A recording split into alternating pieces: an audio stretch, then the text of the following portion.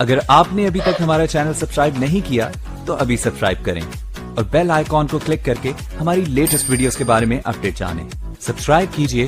2 سال سے میٹنگ ہو نہیں رہی تھی وہ، اور جس طرح کا وہ ریئیکٹ کیا انہوں نے یہ کووڈ کے اوپر، میں نے دنیا میں کہیں اس طرح کی دیکھا ہی نہیں ہے کہ انہوں نے بالکل کہ دکان بند ہوئی ہے سی پیک پہ اور کچھ نہیں ہو رہا، چینی بہت ناراض ہیں.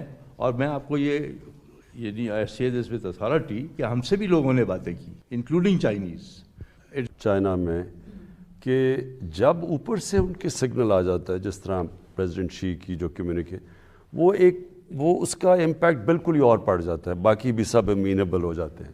تو یہ جو ہمیں پرابلمز آئے تھے سائنا شور سے، تو اس لیے یہ میٹنگ بڑی امپورٹنٹ تھی، کیونکہ 2 سال سے میٹنگ ہو نہیں رہی تھی وہ، اور جس طرح کا وہ ریئیکٹ کیا انہوں نے یہ کووڈ کے اوپر، میں نے دنیا میں کہیں اس طرح کی دیکھا ہی نہیں ہے کہ انہوں نے بالکل اتنا اسٹرکٹ ہے وہاں.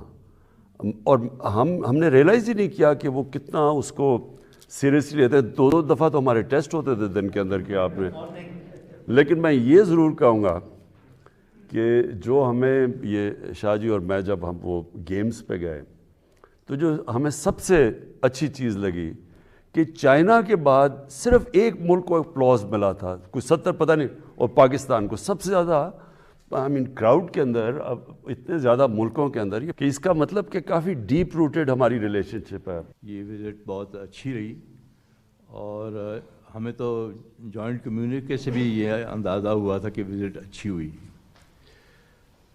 اور آپ نے جو کہا کہ آپ کی بڑی گہری باتیں ہوئی ہیں پریزیڈنٹ شی کے ساتھ اور پرائم منسٹر کے ساتھ، یہ بڑی اچھی خبر ہے. اس لیے کہ اس شہر میں ایک چیٹر تھا کہ دکان بند ہوئی ہے سی پیک پہ اور کچھ نہیں ہو رہا، چینی بہت ناراض ہیں.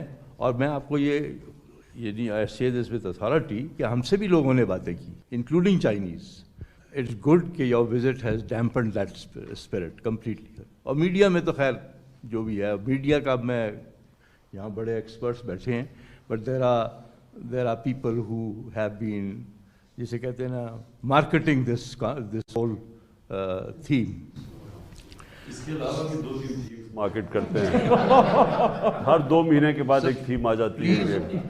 Implementation is absolutely A1. آپ کی پرابلم میرا خیال ہے یہاں پر یہ ہے، آپ ایک ٹیم بنائیں، اپنے دفتر میں ٹیم بنائیں جو ویکلی بیسس کے اوپر ہر چیز کو مانیٹر کرے. And they should be sherpas, I mean not simply bureaucrats, but people who have the ability to drive the issue and have the decision making authority. تیسری چیز سر یہ جو ہے، جو actually the more important aspect, what is our strategic direction. یہ ہم سے چینی بھی پوچھتے ہیں. جو آپ بات کرتے ہیں نا کہ اسٹریٹجک ہماری جو ڈائریکشن فیوچر کا کہاں ہے، میں تو اس میں بڑا کلیئر ہوں، اور جو میری چھوٹی سی ٹیم ہے وہ بھی کلیئر ہے اس کے اوپر. اور میں سمجھتا ہوں کہ پنڈی بھی اس کے اوپر کلیئر ہے. سب سے ریلیشن شپ اپنی قائم کریں. ہم اس پوزیشن میں نہیں آنا چاہتے کہ ایک دم لگے کہ ہم کسی کیمپ کا حصہ بن گئے، لیکن میں کلیئر ہوں کہ ہماری اسٹریٹجک ڈائریکشن کیا ہے. تو اس کا یہ جو ہم نے یہ 3.5 سال تقریباً جس طرح ہم نے نیویگیٹ کیا ہے اس مائن فیلڈ میں سے، اور اللہ کا کرم یہ ہے کہ کووڈ میں بھی ہم سب سے بہتر نکل گئے. Growth rate despite everything 5.37 growth rate ان حالات کے اندر ہو گئی، اور سارے economic macro economic indicators, exports, remittances, tax collection, revenue, سب رائٹ ڈائریکشن پہ ہے. یہ بھی بڑا ایک یہ نیویگیشن کا کمال تھا کہ ساروں کو انٹرسٹ کو ڈیل کرتے ہوئے یہاں پہنچے ہیں. بٹ میں یہ ضرور سمجھتا ہوں کہ اگر آپ ریفارم کرنا چاہتے ہیں سوسائٹی میں، اگر ریفارم نہیں کرنا چاہتے تو پھر تو آپ اس گورنمنٹ میں ساروں کو خوش کر سکتے ہیں، یعنی کولیشن گورنمنٹ میں everyone has a share in the pie. لیکن آپ ریفارم کرنا چاہتے ہیں جب تک آپ کے پاس ایک پارلیمنٹری ڈیموکریسی میں 2/3 میجورٹی نہیں ہے جو فنڈامنٹل جو ریفارمز جو آپ کو کرنی چاہیے، اور اس ملک میں بہت ریفارمز کی ضرورت ہے، وہ بڑا مشکل ہوتا ہے کرنا. سینٹ میں میجورٹی نہیں ہے، ادھر پھنس جاتا ہے جا کے. پہلے تو بہت ہی مشکل تھا، بل ادھر یہاں سے اسمبلی سے پاس بھی کرواتے تھے، سینٹ میں پھنس جاتا تھا.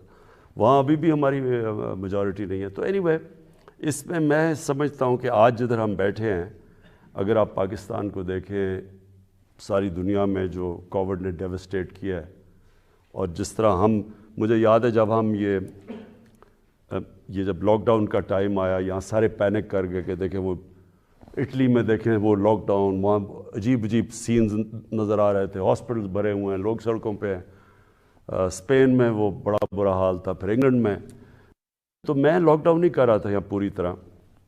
تو اتنی مجھے تنقید کی گئی یہاں 3 مہینے کہ یہ آپ تباہ ہو گیا، اس کے اوپر FIR کاٹنی چاہیے، یہ لوگ جو مر رہے ہیں. میں ساروں سے یہ پوچھتا رہا کہ اگر میں یہ لاک ڈاؤن کروں گا تو یہ جو نچلا طبقہ ہے وہ کیا کرے گا؟ آج آپ دیکھ لیں کہ ساری دنیا کے اندر امریکہ جیسی جگہ نچلا طبقہ پس گیا. ساری دنیا میں ڈیمونسٹریشنز ہوئی ہیں لاک ڈاؤن. ابھی جرمنی جیسی جگہ پہ لوگ نکلے ہیں لاک ڈاؤن، فرانس جو ڈسپلن لوگ ہیں، کیونکہ ہر جگہ نیچے لوگ کرش ہوئے ہیں اس کے اندر.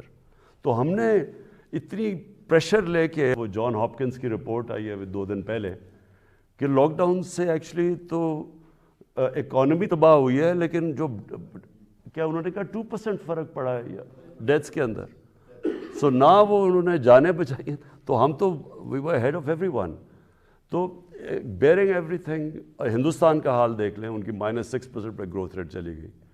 تو اس میں پاکستان جس طرح آج پلیسڈ ہے، اگر یہ 2 سال پہلے کووڈ سے پہلے اگر کوئی سوچتا کہ پاکستان کی یہ پوزیشن ہے تو ہم بڑے خوش ہوتے.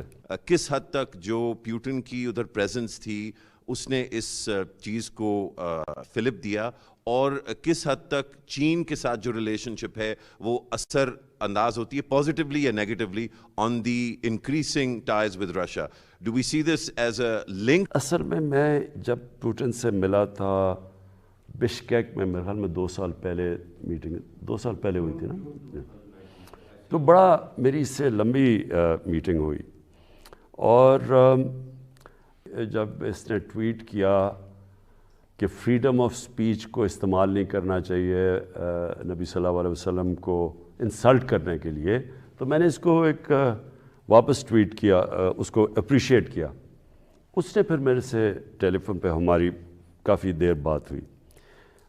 تو بیسکلی وہ اس کا یہ بھی انٹرسٹ ہے، اس نے مجھے خاص کہا کہ ہم رشیا کے اندر ہمارا کوئی اسلاموفوبیا نہیں ہے. اور اس نے کہا ہمارے کوئی 35 ملین مسلمان ہیں، اور وہ جو یہ ٹرپ ہے اس میں خاص طور پہ ایک جو مسجد ہے بڑی، ان کی سب سے بڑی مسجد ہے، اس میں انہوں نے کوئی ایک فنکشن کی ہوئی ہے.